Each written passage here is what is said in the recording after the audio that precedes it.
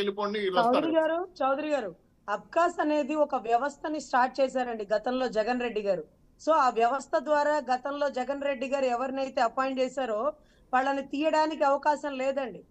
So ఇప్పుడు కూడా అన్ని చోట్ల మిర్చియార్డు, కలెక్టరేట్, ఇప్పుడు మదనపల్లిలో ఫైల్స్ తగలబడిపోతున్నా, ఇంకొకరు తగలబడిపోతున్నా, కింది స్థాయి ఎంప్లాయీస్ మొత్తం జగన్ రెడ్డి గారి వర్గం. దాంట్లో 40% ఓటింగ్ ఇక్కడి నుంచే స్టార్ట్ అయిందేమోనండి.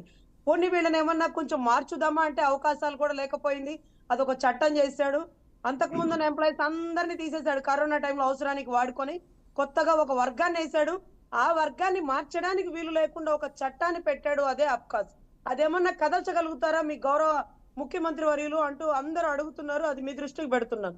తప్పకుండా అమ్మా, మీరు చెప్పిన పాయింట్ మంచి వాల్యుబుల్ పాయింట్. నాకు ఇప్పుడు కూడా చెప్తున్నా, మదనపల్లి సబ్ కలెక్టర్ ఆఫీస్ కాడికి పోతే డీజీపీ గారు వచ్చి పలానా ఇష్యూ పైన మాట్లాడుతుంటే మీరు మాట్లాడుకుని వెళ్ళండి, మా పని మేము చేస్తాం డైరెక్ట్ గా ఉంటున్నారు వాళ్ళు. డీజీపీ గారు అంటున్నారు, మీరు మాట్లాడుకుని మీరు ఏమి వాళ్ళు నోటీసులు ఇచ్చేసుకోండి, మా పని మేము చేస్తామని వెళ్ళమంటున్నాడు. అర్థం కాల, షాక్ అయ్యే మేమే. సో టోటల్ గా మీరు అన్నట్టు చట్టపరంగా, లీగల్ పరంగా ఈ అబ్కాస్ సంబంధించిన వ్యవహారాలు పరిశీలించి దాన్ని తొలగించకపోతే మాత్రం ఇదే కాదమ్మా, మున్సిపల్ కార్పొరేషన్ లో ఉన్న ఎంప్లాయీస్ కూడా గతంలో మేము విమర్శించేవాళ్ళు, రోడ్లు వేయలేదని, క్లీన్ చేయలేదు. ఇప్పుడు కూడా ఏమీ చేయటం లేదు. వాళ్ళు కాంట్రాక్ట్ బిల్లు రాసుకొని బిల్లు తీసుకుని వెళ్ళిపోతున్నారు. ఎవరు పని చేయటం లేదు, కనీసం బ్లీచింగ్ కూడా వేయటం లేదు. మరి డబ్బులు లేవో ఉంటే ఉన్నాయి. బాబు గారు మున్సిపల్ మినిస్టరో లేదా ఇంకో మినిస్టరో నాయకులు కష్టపడుతున్నారు. వాళ్ళు చెప్తే అమలు అయితే కదా. కింద తిరుపతిలో ఒక విషయం వచ్చిందమ్మా, మీ జనసేన పార్టీలో ఒక సమస్య వచ్చింది. అలాగే Tirupati real hospital development chairman మాజీ వైకాపా నాయకుడిని చైర్మన్ చేశారు. మొత్తం గొడవ పడతారు ఇక్కడ తిరుపతిలో ఎమ్మెల్యే గారితో. ఏమంటే ఏం చేసుకుని చేసుకోండి, నియమించేశారు. ఇంకా కూడా చౌదరి గారు ఇంకా కూడా కొన్ని పోస్టులు భర్తీ చేయబోబట్టి కాదంబరి జత్వానీ కేసు కదలలేదండి. ఈ రోజుకి మహిళా కమిషన్ అక్కడ ఇన్వాల్వ్ అవ్వాలా, కానీ వైసీపీ మహిళా కమిషన్ పాపం ఇంతవరకు రాలేకపోయింది. ఆడబిడ్డలో కూడా కులాలు, మతాలు, పార్టీలు ఏంటో మాకు అర్థం కాదు. చౌదరి గారు, రజనీ గారు, ఇందాక బాలకోటయ్య గారు అడిగిన ప్రశ్నలకి మీరు కూడా ప్రశ్నలు వేస్తే ఎట్లాగా? ఆయన మీ నుంచి సమాధానం అడుగుతున్నారు. ఆయన చాలా ఇంటెలిజెంట్ అండి, మీరిద్దరు కూడా చాలా ఇంటెలిజెంట్. ఆయన he is eagerly waiting for your answers and in turn మీరు కూడా ప్రశ్నలు వేసేస్తున్నారు. వాసుదేవ్ గారు, సాక్షాత్తు ముఖ్యమంత్రి చంద్రబాబు నాయుడు గారే చెప్పారండి, కొంతమంది ఎమ్మెల్యేల చేష్టల మూలాన ప్రభుత్వానికి అప్రదిష్ట పాలవుతుంది. మంత్రులను కూడా హెచ్చరించాడు ఆయన.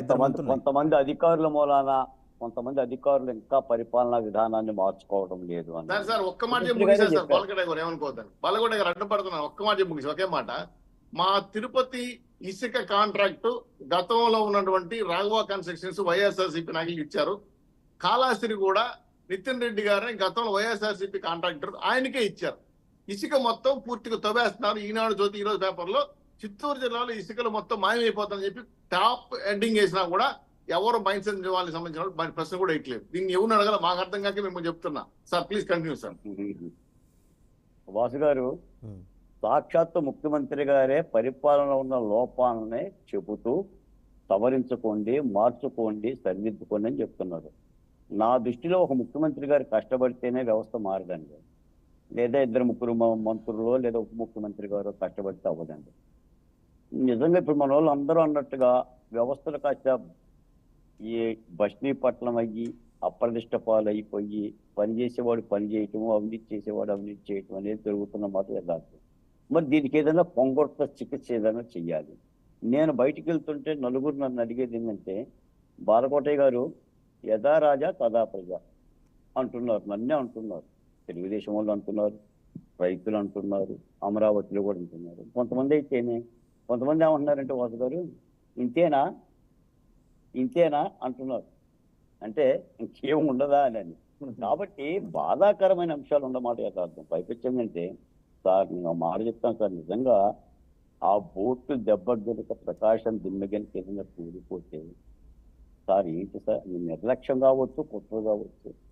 అదే అరబ్బియన్ దేశాల్లో అయితే, యూరోపియన్ దేశాల్లో అయితే బ్యారేజ్ మీద ఉరేస్తారండి. ఒక్కొక్క నేరస్తులు సుప్రీంకోర్టుకి, హైకోర్టుకి వెళ్ళిపోయి పిటిషన్ల మీద పిటిషన్ చేసుకొని పర్మిషన్ తెచ్చుకుంటుంటే, అంటే పెట్టిన కేసులే, పెట్టని కేసులు కాదు. మీరు కేసులు పెట్టకపోతే అనుకోవచ్చు, నేరం నిరూపణ అయిపోయింది, విచారణ జరిగింది, వాట్సాప్లోనూ ఫోన్లోనూ మీరు రికార్డు చేశారు. నేను ఇంకో మాట కూడా గుర్తుకొస్తుంది. ఇప్పుడు విడతల రజని, ఆమె ఒక బీసీ, నందిగాం సురేష్, ఒక ఎస్సీ మాదిగ. పిన్నెల్లి రామకృష్ణారెడ్డి గారి అరెస్ట్ ఎన్నికల కమిషన్ సంబంధించిన నేపథ్యం. ఈ ప్రభుత్వం ఎవరిని అరెస్ట్ చేసింది చెప్పండి? ముఖ్యమంత్రి గారి సామాజిక వర్గంలో ఒక అరెస్ట్ చేయలేదు నాకు తెలిసి. చేశారా? బాలకోట గారు మీరు బాగా ఇబ్బంది పెట్టేస్తున్నారు లేదులే. ప్రభుత్వాన్ని. ఇక్కడ కూడా పెద్దిరే మన చెవిరెడ్డి గారి కొడుకుని మరి- అరెస్ట్ చేశారు. అరెస్ట్ చేసి జైలు పోలీస్ స్టేషన్ తీసుకొచ్చి నోటీస్ ఇచ్చి పంపించేశారు. నేను అది చౌదరి గారు కూడా నేను బాలకోటే గారు చెప్పిన దాంతో ఇందులో ఏకీభవిస్తాను. ఆయన అన్నది సామాజిక ఏంటంటే న్యాయం ఉందా చౌదరి గారు? ఎలక్షన్ కమిషన్ కేసులో అరెస్ట్ అయ్యాడు, మీరు చేసింది ఏంటని అడుగుతున్నారు ఆయన. అవును, నిజమే. అది మేము చేసింది ఏమీ లేదని చెప్తున్నా, మీ ద్వారా చెప్తున్నా. యాక్షన్స్ అన్ని మావన్నీ కూడా పేపర్ వర్క్ ఆగిపోయింది, యాక్షన్ తీసుకోవడానికి ఎందుకు అడుగుతుంటే సమాధానం చెప్పట్లా. మేము హోమ్ మినిస్టర్ గారిని అడిగాను. వాసు గారు, మీరు కాబట్టి ఈ బిగ్ డిబేట్ లో ఈ బిగ్ క్వశ్చన్ లేవనెత్తాను, కానీ ఈ క్వశ్చన్ అడగటం కూడా నాకు ఇబ్బంది, నాకు కొద్దిగా సిగ్గేస్తుంది. కాబట్టి ఏం చెయ్యాలో మాకు అర్థం కావడం లేదు. ఏ దేశ చరిత్ర చూసినా ఏమున్నది గర్వకారణం, నరజాతి చరిత్ర సమస్తం పరపీడన పరాయణత్వం శ్రీశ్రీ గారి కవితలు చదవాల్సి వస్తుంది. అందుకని ప్రభుత్వంలో కొత్తదనం కావాలని కోరుకుంటున్నా. అది చంద్రబాబు నాయుడు గారు తీసుకురావాలని కోరుకుంటున్నా, లేదా ఉప ముఖ్యమంత్రి గారు తీసుకురావాలని కోరుకుంటున్నా. క్రొమ్మొత్త పాలన, ప్రజలు ఏదైతే ఆశించి 124 స్థానాలు ఇచ్చారో సార్, ఇప్పటికీ జగన్మోహన్ రెడ్డి గారు రాష్ట్రాన్ని భయపెడుతున్నాడండి. ఆ మాటలు వింటుంటే, ఇప్పుడు సార్ చెప్పారు బ్లడ్ బుక్ అని, ఆ మాటలు వింటుంటే ఏ పారిశ్రామికవేత్త వస్తుందండి ప్రజాస్వామ్యంలో? ఇప్పుడు కూటమి ప్రభుత్వం శాశ్వతమా? కాదు కదా, ప్రజాస్వామ్యం కదా. 5 ఏళ్ళకు ఒకసారి ఏం జరుగుతుందో తెలియదు కదా. భయపెడుతున్నాడు ఆయన. ఏ పారిశ్రామికవేత్త వస్తున్నాడు? వాసు గారు చెప్పండి. నువ్వు చర్యలు తీసుకోకపోతే, నాకు తెలిసి జగన్మోహన్ రెడ్డి గారికి చర్యలు తీసుకోవాలంటే విచారణ అక్కర్లా. ఇక్కడ ఏమనిపిస్తుందో అదే చేసేస్తాడు. 24 గంటలు చాలండి ఆయనకి. ఒక్కసారి కమిట్ అయితే ఆయన మాట ఆయన 24 ఏంటో అది. గంటలే. అది చేశాడు మా రాజధాని అమరావతి విషయంలో. ఇప్పుడు కోర్టులు తిరుగుతున్నారు మహిళలు. పాపం వృద్ధులు అయ్యుండి మహిళల వయసు మీద పడ్డా కూడా కోర్టులు తిరుగుతున్నామండి.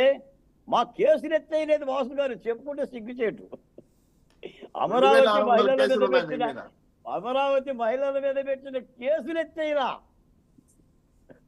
రైట్. పాపం ఆ కేసులు మాత్రం చర్య తీసుకోవాలి బాలకోటయ్య గారు, ఎందుకంటే అమరావతి ఆడబిడ్డల తాలూకా- రజనీ గారు మీరే తీసుకోవాలి, మీరు ప్రభుత్వం. రైట్. అవునండి, అదే రవికిరణ్ గారు రోజు వచ్చి ఇందాక రోడ్డు కొట్టుకుంటుంది. కాదు, ఇందాక రవికిరణ్ రజనీ గారు తీసుకోవాలి, శ్రీనివాస్ చౌదరి గారు తీసుకోవాలి, రజనీ గారు తీసుకోవాలి. ఇప్పుడు ఇందులో వైసీపీ అదే సార్, అభ్యర్థి రోజు వచ్చి లేడు. రోకలతో కొట్టుకున్నట్టుంది సమస్య అంటున్నా.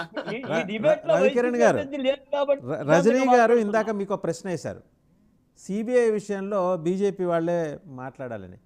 రూట్ మ్యాప్ ఏమో మీరు వాళ్ళకి ఇస్తారు, ప్రశ్నలు ఏమో వాళ్ళు మీకు వేస్తున్నారు. అంటే బేసిక్గా ప్రశ్నించే పార్టీ కాబట్టి వాళ్ళు వేస్తారు, తప్పేం లేదు. నన్నా అండి మిమ్మల్ని